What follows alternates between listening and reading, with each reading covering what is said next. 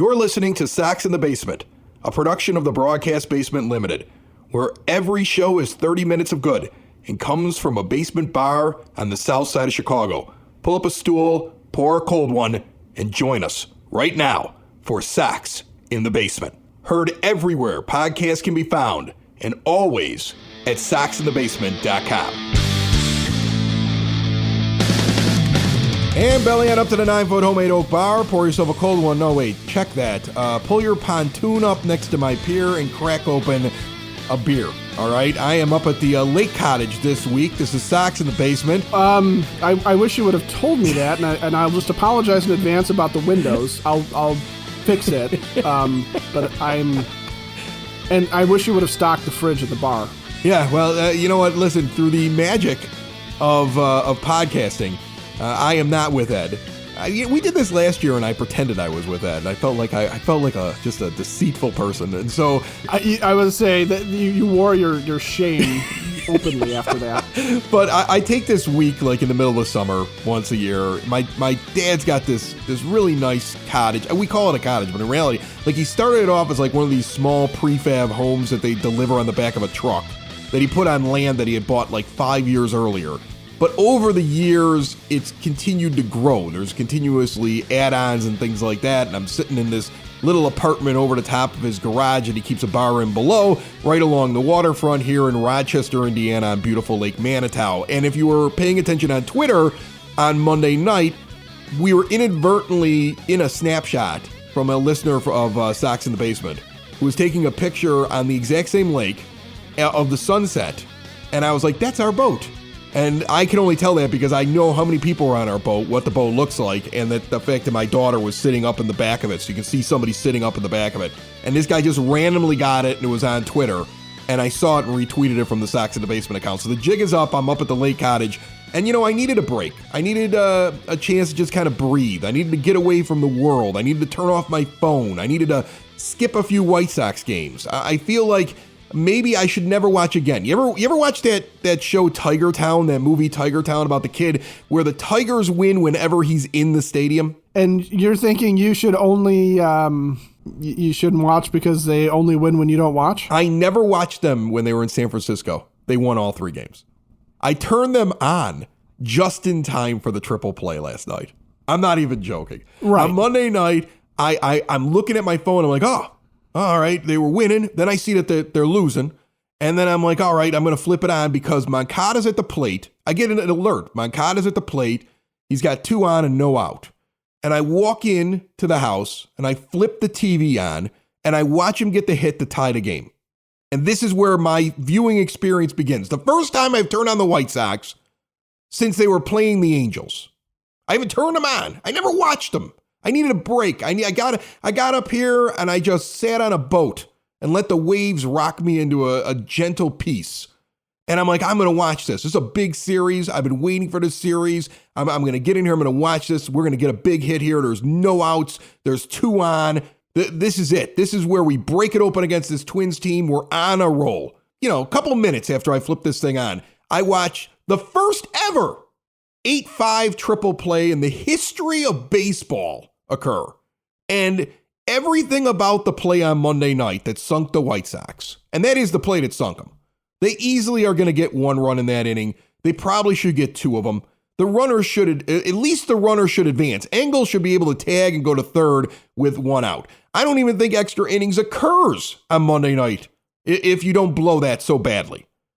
And that entire moment was a microcosm of the White Sox. That's Tony La Russa's White Sox. You can't say he hasn't made it his team yet. He had them all last year.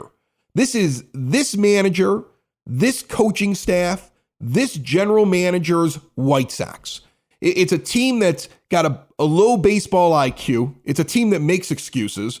It's a team that has coaching staff that doesn't seem to be capable of just doing the simplest things. I mean, where's your first base coach and your third base coach during that play? What are they yelling? Are they yelling anything? I don't see Super Joe put up his hands over at third base until well after Engel is on his way to third. Like he's basically at third base, not tagging up. And he's excruciatingly close to second. I mean, if there's any doubt whatsoever, just just tap the base, right? Moncada's already at second at that point.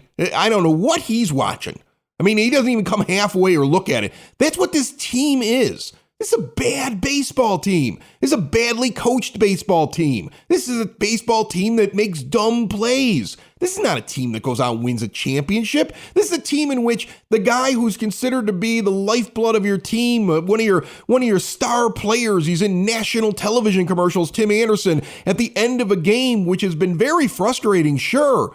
But for crying out loud, there's a drop third strike at the end of the game. You just walk back to the dugout.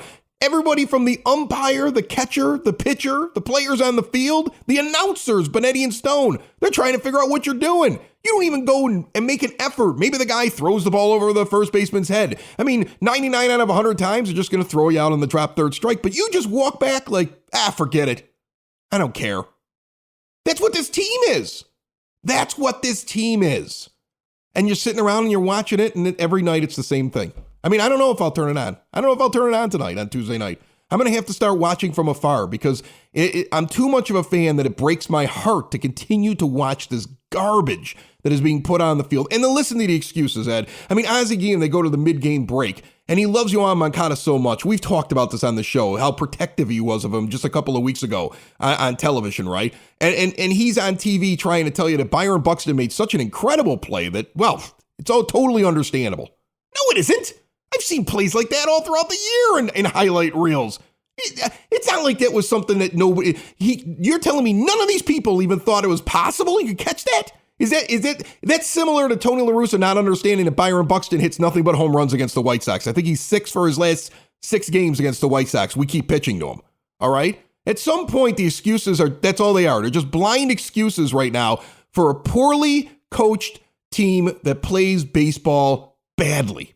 I love the fact that everyone's saying the Twins pulled off this triple play, which is almost apologetic for the White Sox. They don't get that triple play if anyone's paying attention. And I'm with you. I watched Byron Buxton make that catch.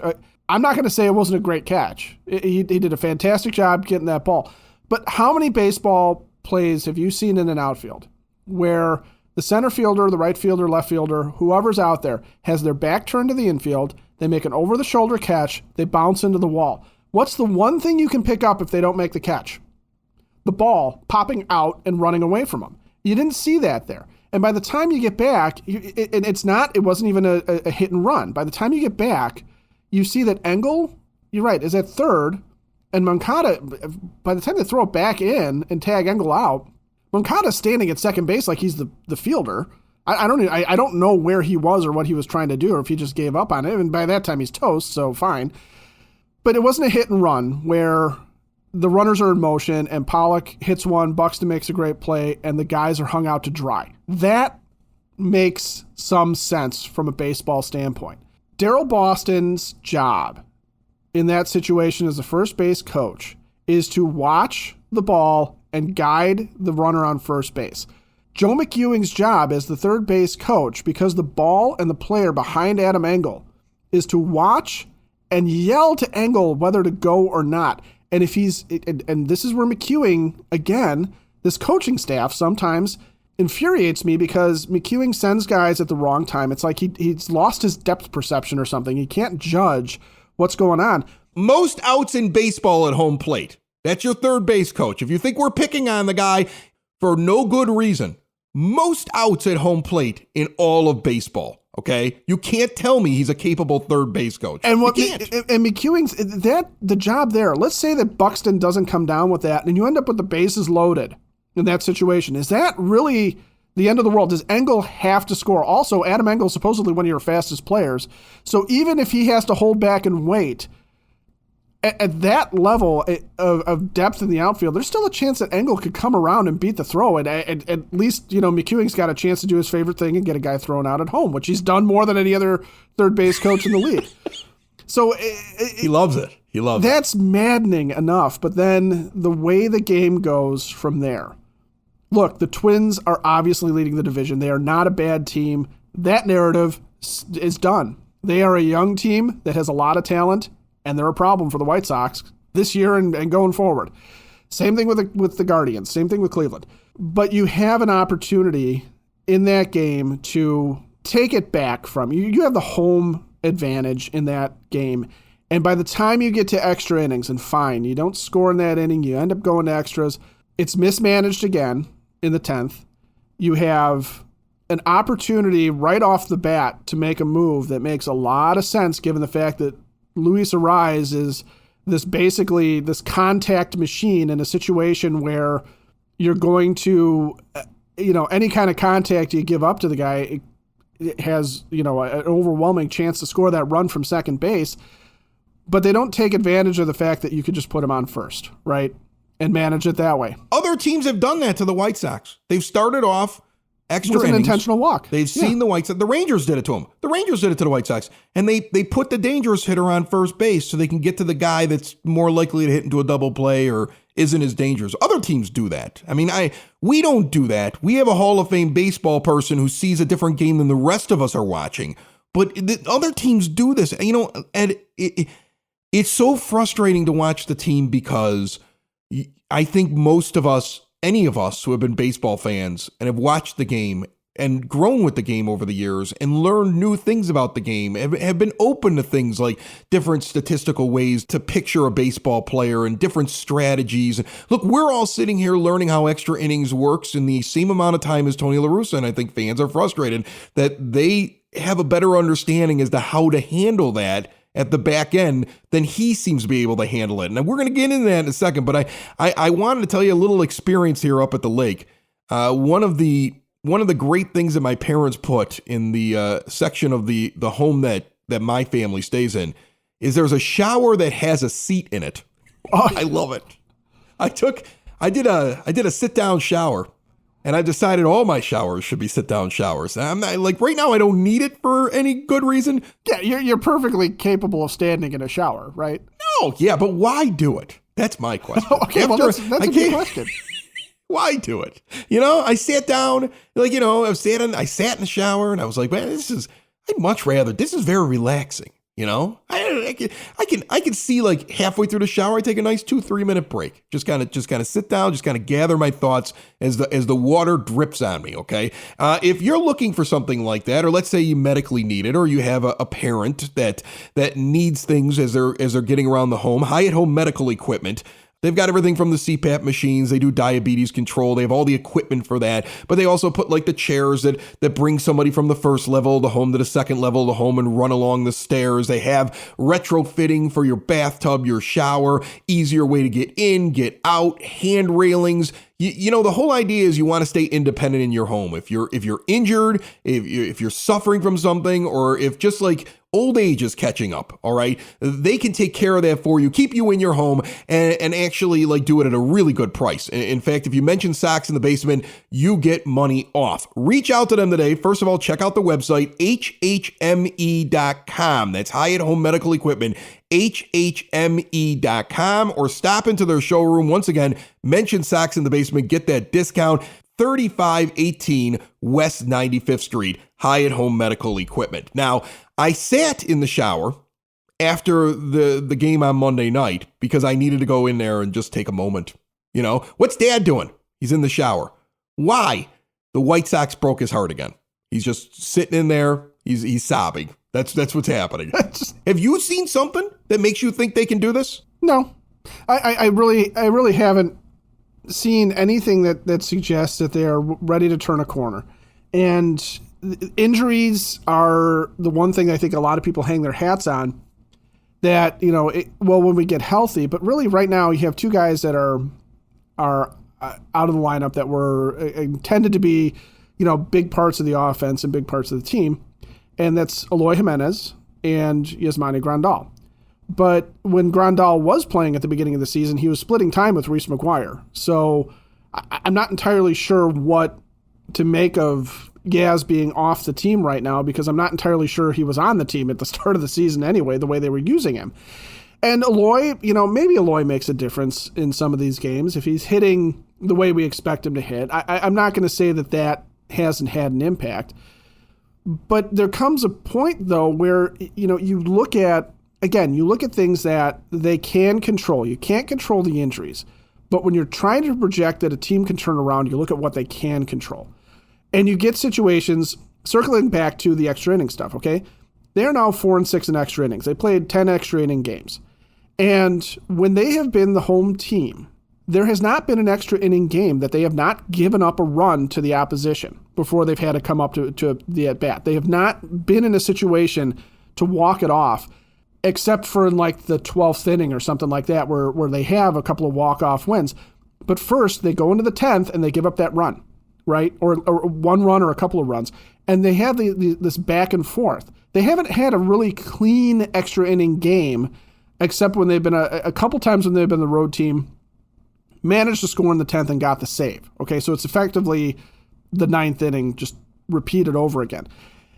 Stuff like that, you get back to walking a guy who's a high contact hitter who has an opportunity to get you into a double play situation, especially when you got a guy like Joe Kelly on the mound who throws a sinker, right? He's a ground ball pitcher, allegedly. Now, he's struggling mightily.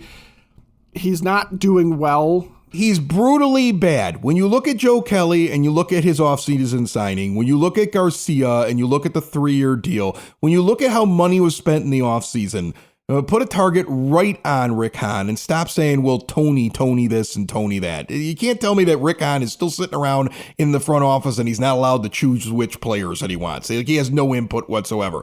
You got to look at the GM at that point. You got to say, man, oh man, what's going on with our talent evaluation? What's going on with that group? I'm sure it's like a whole group of them. They get together to have conversations. I mean, who's the voice in the room that was saying the opposite? Because that guy should be promoted. Well, and that's what I'm talking about when you talk about the things that they can control. You can control your roster, okay? You can't control a team not wanting to make a trade with you. You can't control, again, injuries or underperformance, but you can certainly make sure that you have options behind you. And the Sox struggled at the beginning of the year with not having enough depth to cover some of these injuries and trying to come up with guys to come in and play these situations because, again, they set themselves up with their big signing to cover second base was 2 utility infielders that are, in Harrison's case, really on the downslope of his career. He's done much better lately, but it's taken him an awful long time to get up to speed.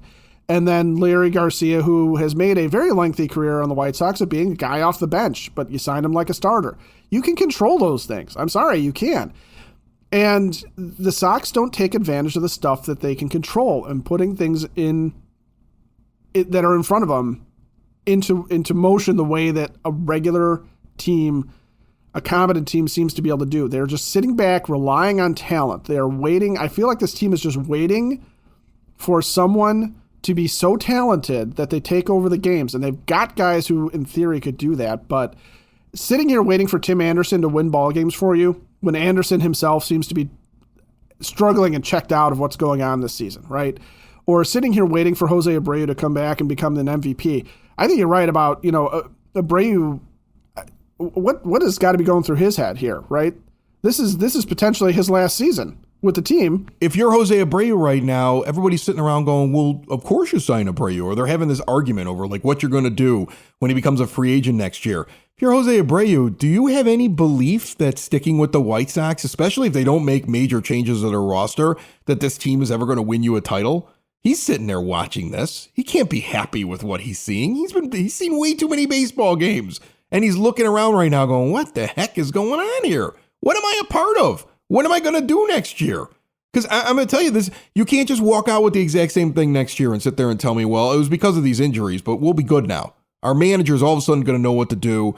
All of our guys that play down are going to play up. All of our injured guys are never going to get injured. We don't need to make a change in any way to anything. And we're just going to go ahead with what we're going to make a couple of minor cosmetic changes. And don't worry, guys with bad years will bounce back, even though they're all a year older. And especially the ones who are on the other side of 30 are going to probably decline more because that's what you would expect to happen, because that's what happens generally with any player on the back end of their career. And Jose Abreu, I'm sure sitting there, he had a look after that game on Monday night of like, what the heck is this? I'm doing everything I can here. Where the rest of these guys at? So I think that there's got to be an incredible amount of frustration for him. I want to say to one guy that has been such a surprise when we talk depth, because you got to bring up the good or people think you're too negative. Seby Zavala. This guy coming up and jumping into the catcher's role. I know originally we were all wondering whether or not that kid that was down in AAA that was tearing it up was going to be the guy that was going to come up, and people were like, why bring up Zavala? They made the right choice there. Yeah. They made an incredible choice bringing him up. 333 with an 873 OPS. He's one of the best hitters on your team in that small sample size. You know, I mean, he's only had 56 plate appearances. He's only played in 17 games this year. But, I mean, he's a bright spot right now. Now, unfortunately, because this team can never accept that something they planned on ahead of time is not how it really worked out, I guarantee you they'll keep McGuire when Grandal comes back and they'll send Zavala down. Oh, yeah. I'm almost sure. 100%. And it's so stupid.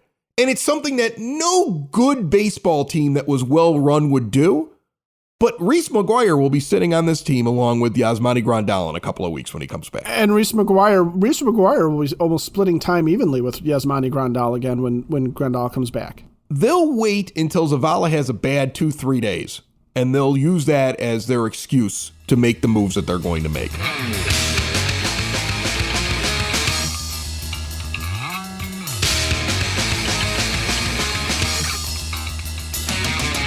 I don't think I mentioned at the beginning of the show, we're sponsored. We're brought to you by Family Waterproofing Solutions. They want to keep water out of your basement. They want to keep your foundation safe. They do it all. And if you mention Sox in the Basement, you get a discount. Phone number's right there on the logo, 708-330-4466, or check them out at familydry.com. Had a good time out there during the 4th of July Independence Day Parade in Evergreen Park that was actually on Friday the 1st. A lot of fun, just a great setup. Really like hanging out with Ken and Maria, the husband and wife that own the place, and all their staff. Just had a blast out there. I've been traveling everywhere. To all the places you hear here on Sox in the Basement, I travel. I go and I see them. Hailstorm Brewing Company, the official brewery of Sox in the Basement, a great spot located out in Tinley Park. 8060 186th Street, right off of 80th Avenue. I was just out there just before I got to the lake, Ed. I went out, I bought a swimming pool for the family, and the place that I bought the swimming pool from was like right by Hailstorm. And so I dragged Dad over there. Well, so you got to stop in. Yeah, you got to go there too. Dad lives in Mount Greenwood, and he don't go that far out in the Tinley Park. And I swear he sat at the bar and he's like, why don't I have one of these near my house? This place is great. He sat there the entire time going, this place is great. He's like, I like the bar. I like the beer. He isn't even a craft beer drinker. He found something there that he liked. It's called Hotel Life. I mean, my dad, who's like a Miller Lite drinker, is sitting there and he's like, man, if this place was up the street from me, I'd come up here and drink this all the time. Get away from your mother. He was on a roll. Yeah. He's sitting up there. He's on a roll. Okay. It's amazing how the stuff like that comes out over a good beer, right? Oh yeah, you have a beer with Dad, you hear about everything. Yeah, you know. He used to tell me that when he took me to White Sox games, that's how he would find out what was going on in my life, especially when I was a teenager. He was like, take your kids to a ball game, just you and them. Nobody else, just one-on-one to a ball game. And somewhere about the 3rd or 4th inning, you'll start to hear about everything. They'll almost start confessing stuff that you're like, why are they telling me that they're up to this, right? Because they just get so comfortable at the ball game. He was like, I learned so much about what was going on in your life and your sister's life at White Sox games. Okay, especially because some of those times that we would go to White Sox games, the team was terrible. I mean, we've only won a pennant once in the 40 years that Jerry Reinsdorf's owned the team. So throughout my entire life, generally not a very good team. Generally a team that looked really good on paper, and then some scrappy team that had a lower payroll or wasn't expected to do well beat them. A lot of times it was the Twins. Sometimes it was the Indians, even though in the 90s the Indians were supposed to win. But I mean, it happens a lot. What's happening this year is very normal to me. This is the more normal what the White Sox are. This is what the Sox are to longtime fans. There's nothing new about it to me, all right? That's why it's easy for me to sit there, and I'm sure it's easy for you and most fans that are out there, to look at this team and say, I know what this team is, especially after Monday night. But we're sitting there and we're chit-chatting. We saw Will Turner. He's the new brewer over there at Hailstorm. He's making a ton of new beers and tweaking their classic styles. He's doing a great job, though. Big tap room, outdoor patio, fire pit for chilly evenings, live music on the weekends, trivia nights. They have Sox in the Basement swag there. I drop it off whenever I can. They've got this Primo Mexican Lager, which is spectacular whenever it's hot outside. Make sure you check out Morley. It's in honor of the Mokina, Orland, Tinley area. It's American brown ale. That's basically an English brown with extra hops in it. Follow them on Facebook at Hailstorm Brewing Co. or visit them today at hailstormbrewing.com. Getting back to that, I think that that's also something that separates the fan base a little bit. I've been trying to think about this a little bit, and I think that it's generationally people view the team different, right? Like if you grew up and you were a little kid and you watched them win the '05 World Series, I think you have more faith that you're going to get another World Series, right? But if you are our age, we're in our 40s, or you're older, you sit there and say, that was a great season. We got kind of lucky. There were career years from everybody, right? Like John Garland's greatest year ever. Oh, yeah. Jose Contreras' greatest stretch ever. Okay. Freddie Garcia, the brightest the bulb had gotten right towards me at the end of a pretty good career. Okay. But he was on fire. Joe Creedy before his back gets injured. Tadahito Iguchi out of nowhere. Bobby Jenks they found in the woods. And they brought him out halfway through the season. Literally, they found him in the woods. I mean, they went and knocked on his cabin door. There were probably spent kegs all over the front lawn. He comes walking out wearing the skin of something he killed. That's how I imagine Bobby Jenks coming out. He's already lost some of the English language. He's speaking mostly in grunts, and they kind of get him back going into civilization. They put on regular clothes, and they tell him, throw the ball hard, Bobby, and he throws the ball hard. I mean, who was a... Neil Kotz and Cliff Polite, for God's sakes. Their best seasons by a million miles. Right, exactly. Okay, I mean, never forget who the closer was going to be. Shingo Takatsu would come out with that weird frisbee pitch. That did he shows up in like '04. Nobody can hit him. He shows up in '05. Everybody's got film on him. They destroy him. He's gone in a month and a half. That was your closer. I mean, that team on paper was like the best fourth place team in baseball. Like Shingo somehow had 31 games for the 2005 White Sox. I still can't figure that out. But right. 5.97 ERA. So think about it. Like that was a team that at the beginning of the year, trust me, nobody thought they were going to win a World Series that year. There were no expectations. None at all. They got off to that insane start. Frank Thomas, you got to remember, is killing the ball for the first couple of months, and then he gets injured for the season, right? You got Carl Everett telling you that demons instructed by Satan were putting dinosaur bones under the ground to fool all of us. Truthosaurus, as they started calling him. Right, and he's hitting in the 3 spot. That team shouldn't have won anything, and they have this magical season. So I think like if you were an adult at that point, if you had watched a lot of baseball leading up to it, if you were around even as a kid when Tony was here the first time. If you remember how the 83 team turned into absolutely nothing by 1984. Right. If you remember the early 90s teams and the disappointment in 93 and 94.